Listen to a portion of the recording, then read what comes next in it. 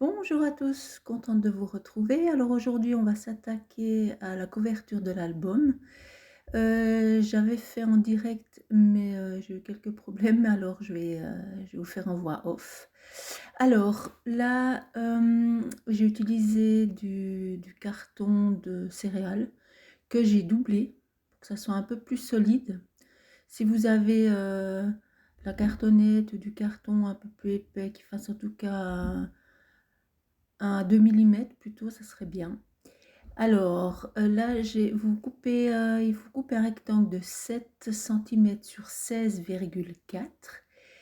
Puis, pour les 2 côtés de l'album, il vous faut 2 rectangles de 17 sur 16,5. 17 sur 16,5 que j'ai évidemment doublé pareil. Voilà, ça va se poser comme ceci. Les 17, est-ce que je vais vous montrer tout ça? Voilà. Les 17, ça se met à l'horizontale. Donc le côté le plus long du côté horizontal. Voilà. Ensuite, il y aura le rectangle de 16,4 qui va se poser là. J'ai juste enlevé 1 millimètre parce que quand on mettra le papier déco dessus, vous verrez qu'en pliant, il y a toujours un petit millimètre. Enfin, et puis moi, j'aime pas trop quand ça dépasse. Alors, je vous conseille d'enlever directement 1 millimètre.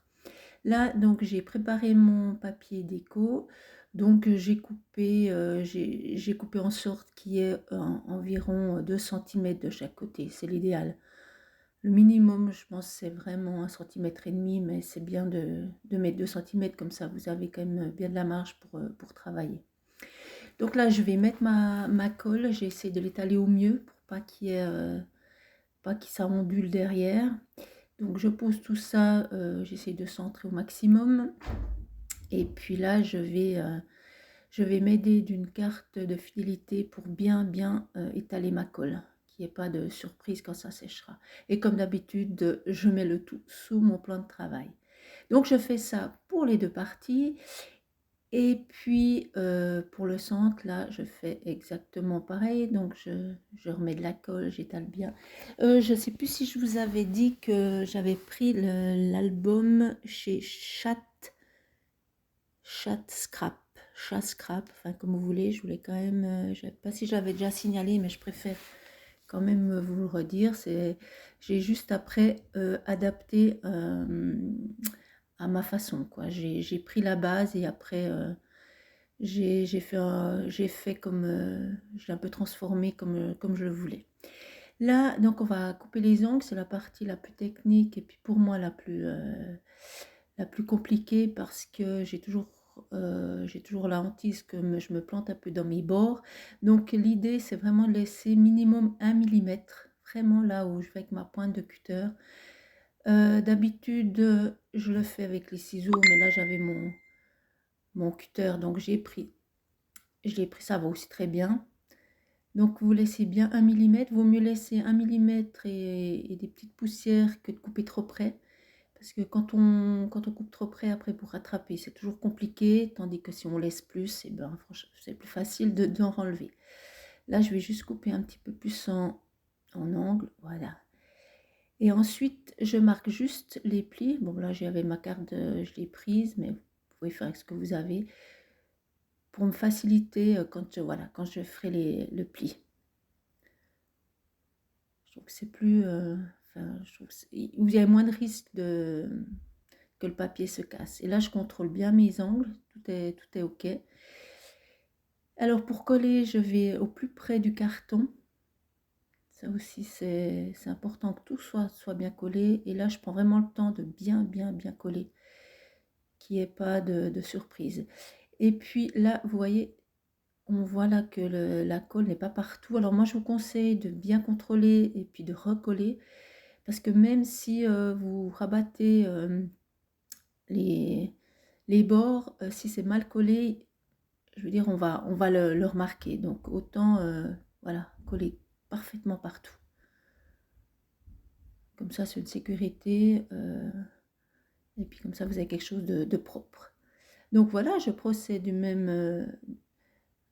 chaque fois la même chose. Simplement, il faut Dans l'idéal, il faut faire, donc je fais en haut et en bas et ensuite à gauche, à droite pour coller. Comme ça, c'est propre, c'est net. Là, je vais vous montrer mes angles, je suis encore satisfaite. Donc c'est nickel. Je vous dis, des fois, on a un petit peu des mauvaises surprises. Si on coupe trop près, on voit le carton et c'est vraiment pas top. Ensuite, là, maintenant que c'est bien collé, je vais procéder presque de la même manière. Donc je vais faire mes petits plis. Je vais plier le tout. Voilà, là, il faut vraiment aussi prendre son temps, que les choses soient faites vraiment correctement. C'est important. C'est ce qui va relier donc les trois parties entre elles. Donc il faut vraiment que ça soit fait le mieux possible. Comme ça, il n'y a pas de surprise. Donc là aussi, j'ai contrôlé que tout soit bien collé. Là, et là vraiment, je prends le temps déjà pour que la colle prenne. Et puis là, je marque bien les plis. Là, j'ai pris mes ongles, mais vous prenez ce que vous avez. C'est vraiment important de bien noter les plis. Vous voyez, quand on fait les plis, je ne sais pas si vous remarquez bien, mais ça aplatit le papier. Donc, il se repousse un petit peu. C'est ce fameux millimètre que j'ai enlevé. Parce que je ne trouve pas joli quand ça dépasse du classeur. Donc, je fais exactement la même chose de chaque côté. J'espère que je suis assez claire dans mes explications. C'est vrai que de le faire en voix off, c'est un peu plus compliqué parce que on ne sait pas trop la suite, donc c'est un petit peu, j'essaie de faire au mieux. Vous voyez, quand j'ai aplati, on voit que le papier ressort un tout petit peu. Et c'est ça qui, voilà, c'est ça qui peut un petit peu déborder. Donc là, je prends le temps de vraiment bien faire mes plis. Là aussi, je plie. Voilà.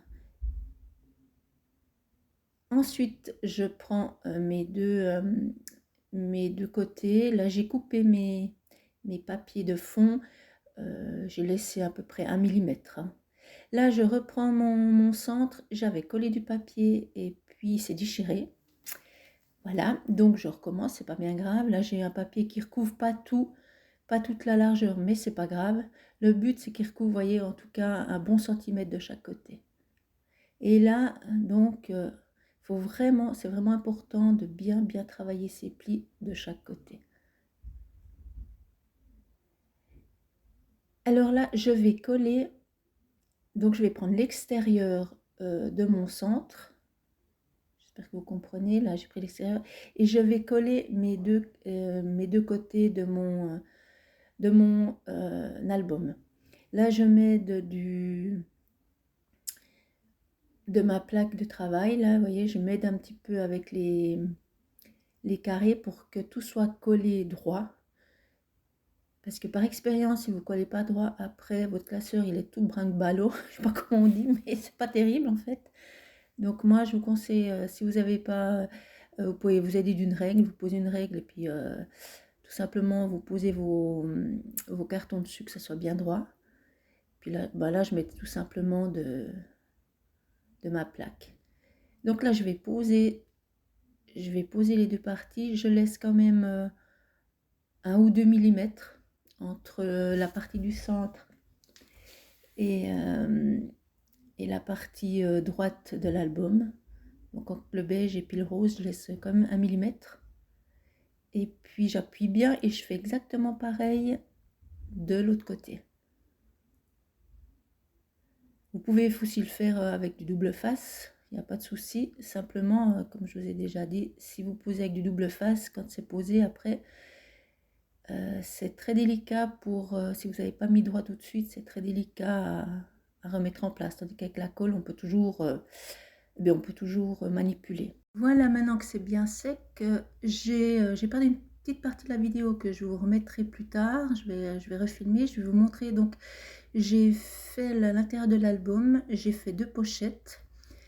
En fait, ça fait 3 parce que j'en ai mis une là, j'ai juste mis de la colle au milieu pour que ça en fasse 2. Et puis là, j'en ai fait une entière. Voilà, la reliure est terminée. Donc je trouve que c'est facile à faire et puis vous avez moins de risques que le papier craque avec ça. C'est beaucoup plus solide. En tout cas, moi, c'est celle maintenant que j'ai adoptée. Je vous retrouve dans la prochaine vidéo pour remettre la partie qui a été effacée. À tout de suite.